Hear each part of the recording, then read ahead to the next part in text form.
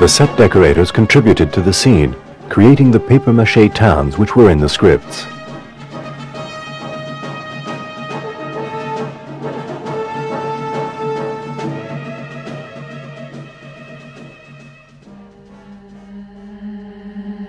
The clouds floating carelessly by complete the picture. Yet the skies of this region are rarely cloudy. There are an average of 179 cloudless days per year. The annual period of sunshine is exceptional, over 3,000 hours.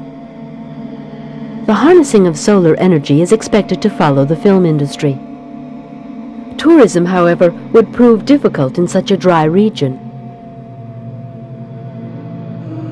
Among the plants striving to survive, xerophilous species unique in Europe dig their roots into the cracks of Earth's dried crust. Sheltered from atmospheric disturbances coming from the ocean, this region has an extremely low humidity level. The average annual rainfall is less than 250 millimeters, yet the limits of the desert are reduced.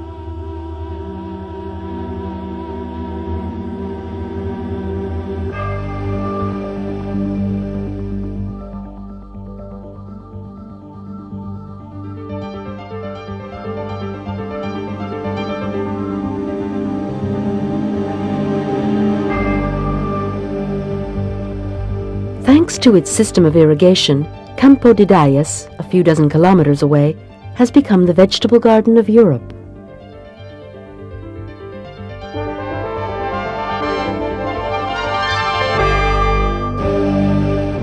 Towards the west, the snows of the Sierra Nevada provide the Spaniards with the joys of skiing.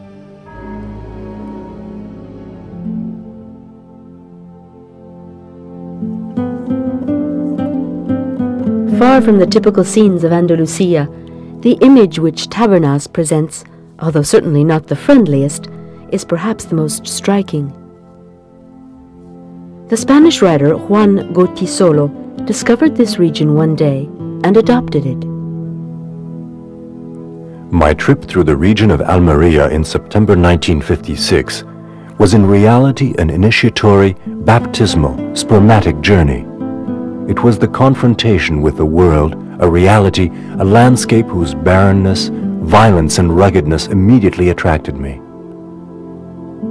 As if a dream or premonition had come true, I discovered the impregnating force of devastating solitude in these mountains and desert lands.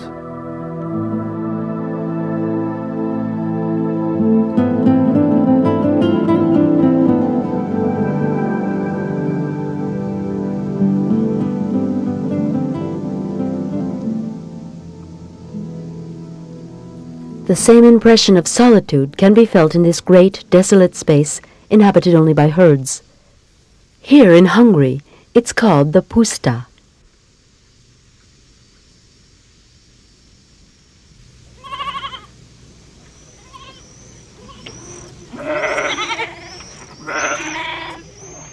The word puszta means desert and refers here to the largest remaining steppe in Central Europe, the Hortobágy puszta.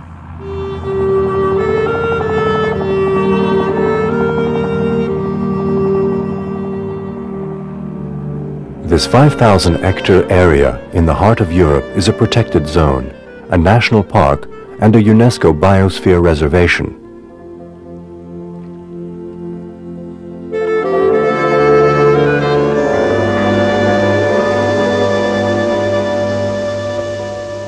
One part is completely inaccessible in order to preserve the tranquility of the animal and plant life, particularly for the migratory birds which stop here.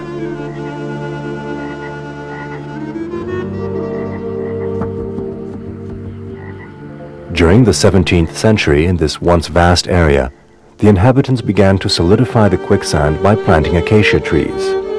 The subsequent reforesting and irrigation furthered the development of agriculture. In imperial times, the puszta was not crossed so easily. Travelers had to be escorted by a guard of uhlans to protect them from the dangerous betyárok. These fur-bundled bandits on horseback terrorized the steppes.